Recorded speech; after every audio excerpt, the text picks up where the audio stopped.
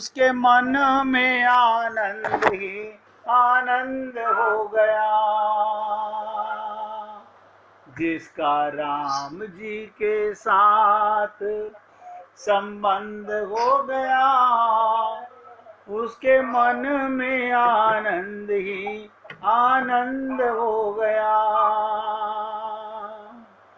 जिसका राम जी के साथ संबंध हो गया, उसके मन में आनंद ही आनंद हो गया।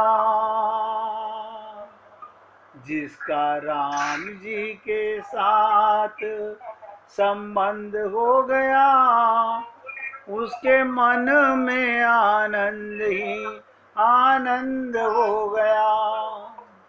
आप और हम लोग ध्यान दीजिएगा, आप और हम लोग आनंद से क्यों वंचित हैं? क्योंकि अभी हमने शरीर माना हुआ है, परिवार से संबंध माना हुआ है। तो शरीर का दुख, परिवार का दुख, कभी शरीर का सुख, कभी शरीर का दुख, आत्मा माना नहीं। तो आनंद का संबंध बनाया ही खुद को नहीं माना, तो परमात्मा से संबंध होगा कैसे? बचपन से वही सीखा, और वही मजे की बात ये, सत्संग भी सुनते हैं मगर वही सब करते हैं, वही लीपा पोती। भगवान सब देख रहे हैं, आप जो कर रहे हो भगवान सब देख रहे हैं। और आज गोपियां भर के बैठी हुई हैं भगवान की दोष गिनाने के लिए।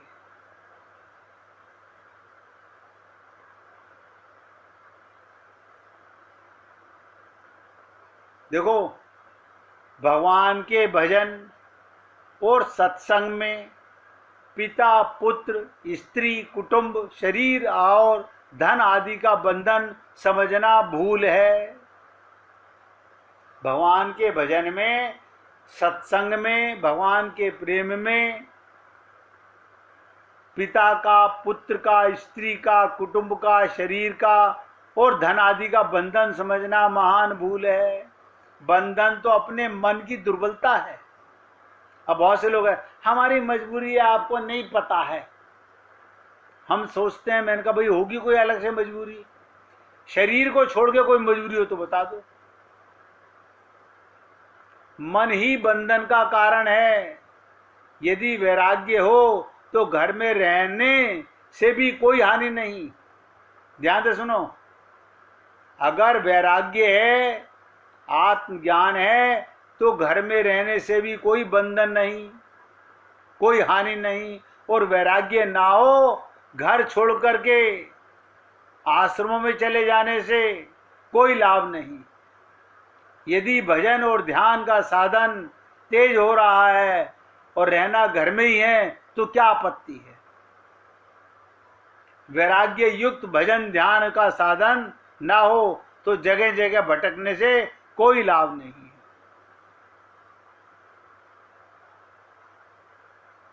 कितनी बड़ी बात बताने जा रहा हूं, ध्यान से सुनिएगा। सत्संग में पूर्ण श्रद्धा हो तो थोड़े से संग से ही भगवत प्राप्ति हो सकती है। थोड़े से संग से। आप कहेंगे कोई एग्जाम्पल भी दे दो हमारे को। अजामिल महापापी, सारा जीवन पाप करता रहा। जब उसको यमराज के दूत लेने आए तो उसने अपने पुत्र को नारायण कह के पुकारा। वहीं से भगवान के दूत भी गुजर रहे थे नारायण के। उन्होंने कहा, रे ये तो हमारे प्रभु को पुकार रहा है।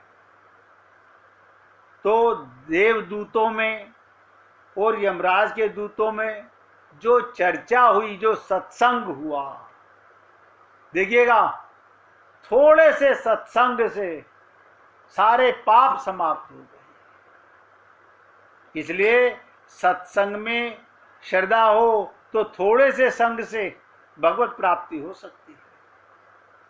सत्संग की उत्कंठा होने पर उत्कंठा होने पर यदि किसी न्याययुक्त कारण से सत्संग में उपस्थित ना हो, ध्यान से सुनो, ये बात बहुत इंपॉर्टेंट है हम लोगों के लिए। सत्संग की उत्कंठा हो और यदि किसी कारणवश सत्संग में उपस्थित ना हो तो उसे घर बैठे ही उत्तम उपदेश और साधु संग की प्राप्ति हो सकती है। भगवत प्राप्ति के लिए यदि सत्संग की विशेष उत्कंठा हो जाए तो जो संभव है स्वयं भगवान साधु का वेश में उनके समीप आ जाएं। सिर्फ एक जिज्ञासा, पूर्ण श्रद्धा और पूर्ण विश्वास हो, भगवान को आना पड़ेगा साधु वेश के अंदर। भजन ध्यान और सत्संग की इतनी महत्ता है। कहते ना, भजन से, ध्यान से और सत्संग के प्रताप से मल, विक्षेप और आवरण के क्षीण होने पर साधक का भगवान में प्रेम होता है और उसके बाद संसार से वैराग्य उत्पन्न होता है। ये बात लोगों को पसंद नहीं आती। हमारा वैराग्य क्यों कराना चाहते हो?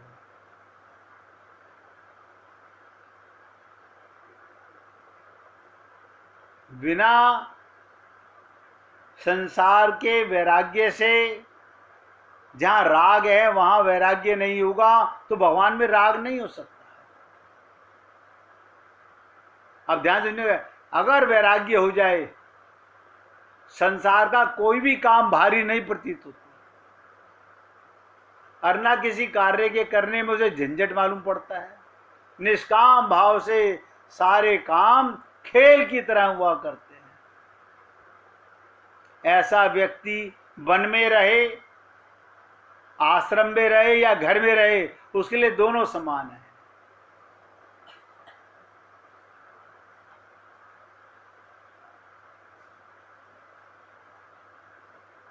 इसलिए संत महात्मा हम जैसे अज्ञानियों को क्या सलाह देते हैं कि हमें क्या करना चाहिए?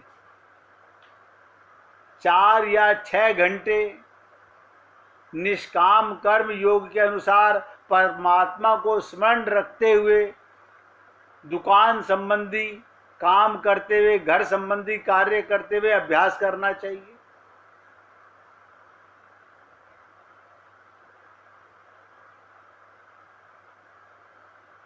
देखिएगा, बहुत से दुकानदार हैं, कहते हैं हम दुकान नहीं छोड़ सकते। दुकान के काम को जनता का अधिक हित होता रहे तो आपकी दुकान चलाना ही भक्ति हो जाए। अपना हित नहीं, उसमें हमारा स्वार्थ ना हो तो दुकान भी भक्ति का कार्य करेगी। अपना कर्तव्य, अपना लक्ष्य कर्तव्य की ओर रहना चाहिए, लोभ की ओर नहीं। और हम लोग सदा लोभ की बातें सोचते रहते हैं।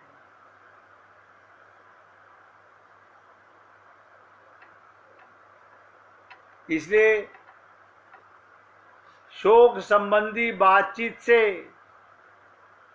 हृदय में उद्वेग का होना, अंतःकरण की निर्बलता का होना आत्मबल की कमी का परिणाम है।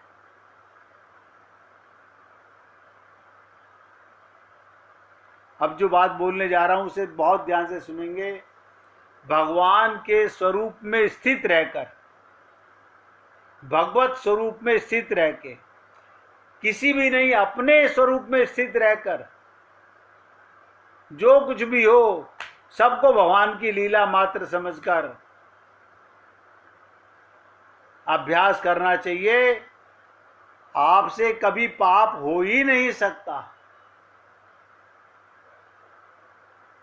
इसलिए अगर हम करना चाहें तो बहुत सरल है, लेकिन हमारी ये आदत हम आज छोड़ें या कल छोड़ें कि अंधा बाटे रेवड़ी फिर अपने को दे। ये एक ऐसी त्रुटि है जिसमें आप सब लोग घिरे हुए हैं। तो आपने देखा कि गोपियां भगवान को कैसे कैसे कपटी, अब कहती हैं उद्धव इतना ही नहीं, देखो ना ब्रिजवासियों के द्वारा भगवान की देखो क्या लीला का क्या प्रमाण दे रही हैं। देखो ना ब्रिजवासियों के द्वारा दी हुई इंद्र की नाम की जो बलि थी, जो इंद्र की पूजा करते थे, उसको गिरिराज गोवर्धन की पूजा के नाम पर छोड़ा दिया। कन्हैया ने क्या किया, सारे ब्रिजवासियों से इंद्र की पूजा छुड़वा दी और गिरिराज जी की पूजा करवाई और उसको गोवर्धन के नाम पर खुद चट कर लिया। जब गोपियां गिरिराज जी पर भोग लगाने गई तो आप ही अंदर बैठ के खा गया सब कुछ। इंद्र के अंश की बलि को खुद खा गया और लोक की वंचना कर दी। ये काले कपटी होते हैं, इनसे मित्रता नहीं जोड़नी चाहिए। फिर भी इनकी कथा तो नहीं छूटती। देखो कमाल है, ये प्रेम है। लाख बुरा कहे कोई भी, प्रेम सदा देव होता है, उसके अंदर भाव हमेशा प्रेम का ही रहता है। गोपियां कृष्ण को अच्छा कहें, बुरा कहें, अर्थ एक चीज और भी है, गोपियों के अलावा कोई दूसरा कृष्ण को बुरा नहीं कह सकता, नहीं कह सकता। उन्हें यह भी बर्दाश्त नहीं है।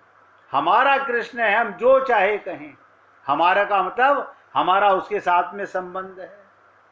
अब आप और हम लोग कैसे समझेंगे ये कौन सा प्रेम है?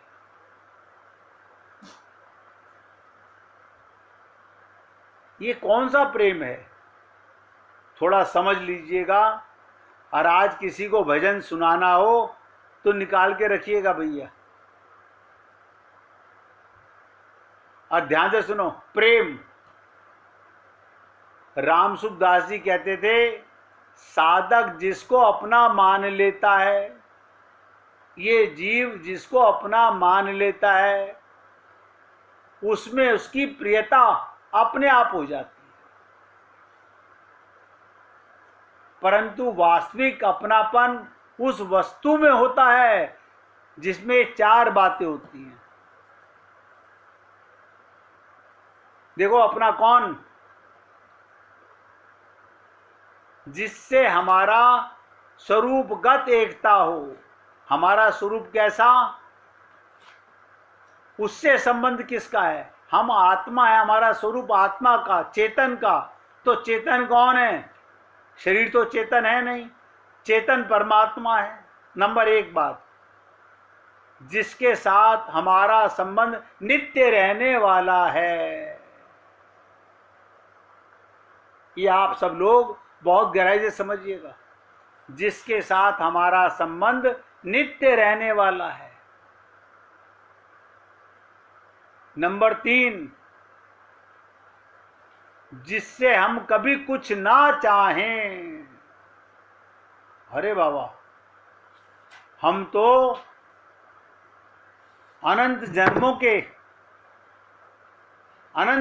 के मांगते हैं, सारा जीवन मांगते रहे। और मैं कहता हूं ना, मंदिर में जाने वाले 99% मांगने वाले होते हैं। और चौथी चीज सबसे इंपॉर्टेंट, ध्यान से सुनिएगा, हमारे पास जो कुछ है वो सब जिसको समर्पित कर दें। ये चारों बातें भगवान में ही लग सकती हैं।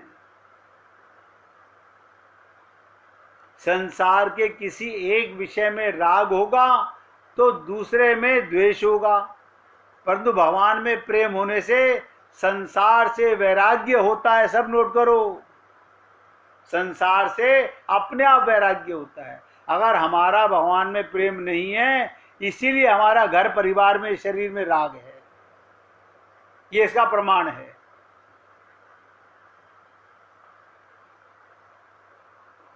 शुद्ध स्वरूप अपने अंशी परमात्मा की ओर स्वतः ये आकर्षण या रुचि विद्यमान रहती है, जिसको प्रेम कहते हैं। जब वो संसार के साथ अपना संबंध मान लेता है तब वो प्रेम दब जाता है और काम उत्पन्न हो जाता है। जब तक काम रहता है तब तक प्रेम जागृत नहीं होता, क्योंकि प्रेम देव होता है। इसलिए हे पुण्य आत्माओं, अहंकार रहित होकर निस्वार्थ भाव से कहीं भी प्रेम किया जाए, ध्यान से सुनो, सब ध्यान से सुनो, अहंकार रहित होकर निस्वार्थ भाव से कहीं भी प्रेम किया जाए, वो प्रेम स्वतः प्रेम में भगवान की तरफ चला जाता है। प्रेम में भगवान की तरफ चला जाता है, कारण अपना अहंकार और स्वार्थ ही भगवत प्रेम में बाधा लगती है। इन दोनों के कारण मनुष्य का प्रेम भाव सीमित हो जाता है और इनका त्याग करने पर उसका प्रेम भाव हरि व्यापक सर्वत्र समाना, सब में उसे भगवान नजर आने लगता है। एकमात्र प्रेम ही ऐसी चीज है जिसमें कोई भेद नहीं रहता। प्रेम का भेद नहीं कर सकते, प्रेम में सब एक हो जाता है। जैसे सागर में सारी नदियां मिलके सागर हो जाती हैं। ज्ञान में तत्भेद तो रहता है परंतु मतभेद रहता है। इसी प्रकार केवल प्रेम एक ऐसी चीज है। संतों की वाणी में आता है कि प्रेम तो केवल भगवान ही करते हैं। भक्त केवल भगवान को अपनापन करते हैं, कारण प्रेम वही करता है जिसे कभी किसी से कुछ लेना नहीं। भगवान ने जीव मात्र के प्रति अपने आप को सर्वदा अर्पित कर रखा है। जीव से कभी कुछ प्राप्त करने की कोई इच्छा नहीं भगवान की। इसलिए भगवान ही वास्तव प्रेम करते हैं। जीव को भगवान की आवश्यकता है, भगवान को जीव की आवश्यकता नहीं। इसलिए अब जो बात बोलने जा रहा हूं उसको ध्यान से सुनिएगा। जब भक्त सर्वदा निष्काम हो जाता है, अर्थात उसमें लौकिक पारलौकिक किसी तरह की कोई इच्छा नहीं रहती, तब उसका स्वतः ही भगवान से प्रेम जागृत हो जाता है। इससे आगे की चर्चा अब हम कल करेंगे। आज कौन भजन सुनाना चाहता है? सुनाओ भाई जी।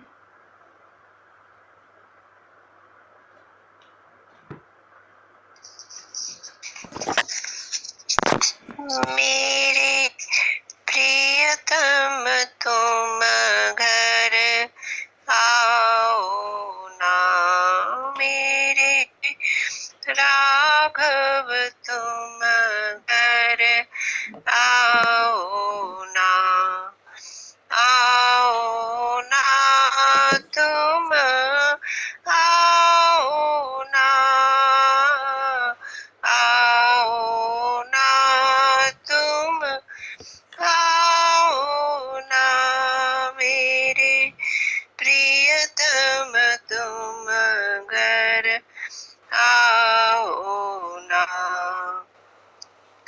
झाड़ू लगाऊं सीज बिछाऊं, झाड़ू लगाऊं सीज बिछाऊं, राह निहारूं तुम आओ ना मेरे प्रियतम तुम घर आओ ना।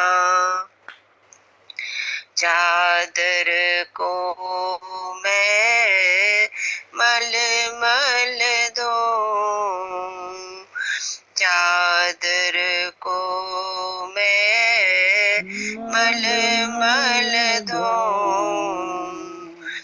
फूल बिछाऊं तुम आओ ना, मेरे प्रियतम तुम घर आओ ना, मेरे मोहन तुम घर आओ ना।